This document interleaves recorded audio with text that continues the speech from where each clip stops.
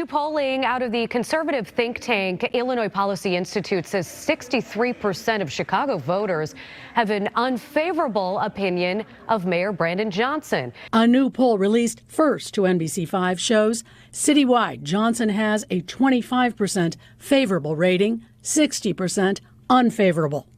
14% rating is what you appear to have, Brandon Johnson, across the United States, or how they see you.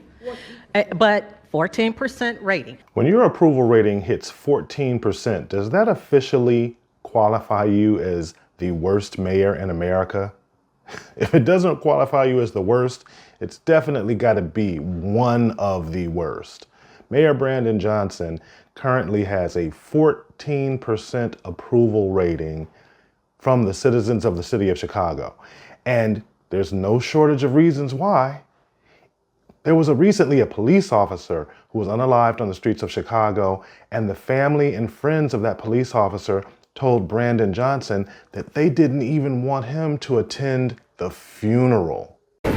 Developing tonight, disagreement over how to honor a fallen Chicago police officer. Enrique Martinez's funeral is Monday, and his loved ones are asking the mayor not to attend, but he says he's going anyway. Think about that. This mayor is so unpopular that he cannot even pay his respects to a fallen CPD officer in his capacity as mayor because the family and the friends of this fallen officer didn't want him at the funeral. That's how unpopular this mayor is. If you've been keeping up on Chicago, you'll also be aware of the fact that he tried to raise property taxes by $300 million, because of all of the money he was spending with the migrants. This is what happened when he tried to pass that through City Council. Breaking news at City Hall. Mayor Brandon Johnson's property tax hike is rejected by City Council. It was an increase the mayor called to balance the budget. It is unanimous. Every single alderperson voted it down, the mayor's $300 million property tax proposal. There are 0 nays, 50 nays. This matter has been voted down. 50-0. All 50 of the aldermen voted against this property tax increase. This mayor is not getting any respect from the Chicago Police Department. He has been repudiated by all 50 aldermen when he tried to raise property taxes. And at that same meeting where they put the vote forward for the property tax increase, they usually have this open forum where citizens can speak directly to the mayor. And the level of disrespect and anger, dare I say, truculence from the citizens of the city of Chicago is palpable. Take a listen to this. How does it feel that Trump is in office right now? You underestimate us. You underestimate the black people, and you underestimate Chicago Red. We're the thorn in your side, and we're going to be the thorn on everybody else in this council member side too. If you don't stop what you're doing, we're going to take matters in our own hand, and we're going to stop it. Mr. Sims, direct your attention towards me, please. You're a criminal. Why do I got to address you? The feds need to address you. DOJ need to address you, and hopefully Donald Trump will address you. So you and the rest of them that know what time it is, y'all come on. You leave that loser where he is. He's a loser. He's a loser. No, me and Zoe, we ain't doing nothing for nobody except for ourselves. We got you, loser. So you see, the citizens of Chicago are not playing anymore. They are not holding back. This mayor is being disrespected by police officers, by the city council, by the residents. There is no corner of the city of Chicago where this mayor can find any support. But guess what? It gets worse. This is CBS News Chicago has obtained a letter from Illinois Attorney General Kwame Raoul to Mayor Brandon Johnson. Raoul asking Johnson to, quote, reconsider proposed cuts to the Chicago Police Department. Cuts which would decrease the number of employees charged with fulfilling the department's consent decree. Raoul adds that doing so would place the city at, quote, significant risk of being held in contempt of court. He even has Attorney General Kwame Raoul telling him, you cannot cut the budget to CPD because that's going to violate the consent decree that came down from the Department of Justice. He's even cutting funds from the police department with all of the violence that's going on in the city of Chicago. I just posted a video the other day about what's going on in West Pullman. I'll put that at the end of this video so you can go back and watch that. All of the violence, all of the carjacking. This mayor is even considering cutting funds from the police department. And since he wasn't successful with raising property taxes by $300 million, he's going everywhere he can to try and find ways to make up that revenue.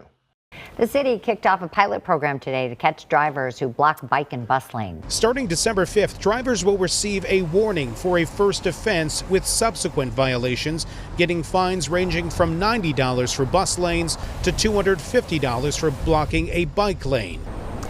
Some of those suggestions we've heard from aldermen in the past 2 weeks include an increased liquor tax, increased garbage collection fees, and contributing less to the advanced pension payments. With the mayor's planned property tax hike failing, he has to find the money somewhere to balance the nearly $1 billion budget deficit. One idea, taxing liquor sales in the city even more. Citizens of Chicago, you are being robbed by this mayor. He spent all of your money on the migrants. Then when he ran out of money, he tried to go to the governor, he tried to go to the federal government. They both said no. Then he tried to raise property taxes. That didn't work. Now he's going to raise fines and fees and smaller sales taxes. Sin taxes is what they actually call them on liquor and tobacco. He's going to go anywhere he can to find this money when all he has to do is lower the spending. Stop spending the money of the citizens of Chicago on priorities with which they do not agree.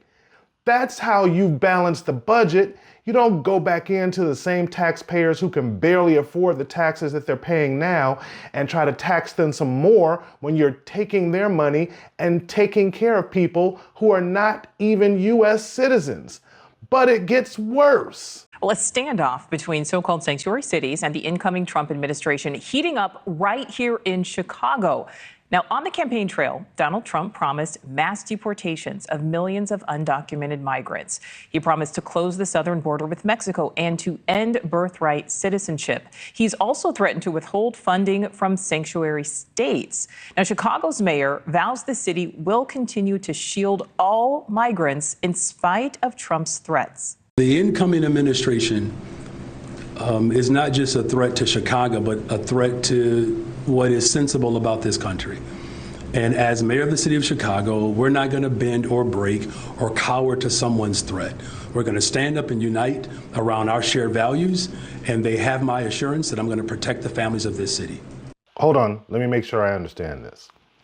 The city of Chicago has an almost $1 billion deficit because of money that was spent on migrants, people who are here illegally. He refuses to stop spending money on migrants. He continues to do that. Then he tries to raise your property taxes to pay for it. The city council refuses to pass that. Then he tries to go after fees and fines and raise sales taxes in the city of Chicago to make up the deficit. And when the president-elect says, if you do not cooperate with ICE, we are going to withhold federal funds.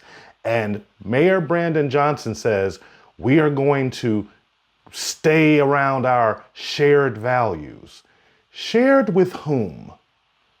The people of the city of Chicago have told you in no uncertain terms that 86% of people disagree with what you're doing. Did you not just watch this election? Did you not just watch this red wave go over the entire country because Democrats weren't listening? And you're doing the same thing. You are tone deaf. You are not listening to the people who voted for you and sent you to the 5th floor of the city council building so you could be mayor. You're not listening. You're going to now put the city in even more fiscal danger because now you're not going to get federal funds from the government. And all the Trump administration is trying to do is enforce federal law. People in Chicago, this is the last thing I'm going to say about this. Before I go any further, if you're enjoying this content, take a moment, hit that subscribe button, like the video, and leave a comment. Is Brandon Johnson, answer this question in the comments, is Brandon Johnson the worst mayor in Chicago? Listen to this last thing that he said about the whole budget going back and forth with the city council, and this will, I think, answer that question for you. Well, I don't necessarily consider it as pushback. I'll say it like this. So as a public school teacher, sometimes we do things to get people's attention. And there's your answer. The city of Chicago hired an elementary school 4th grade social studies teacher to run the 3rd largest city in the United States. And he is definitely running it. He's running it into the ground.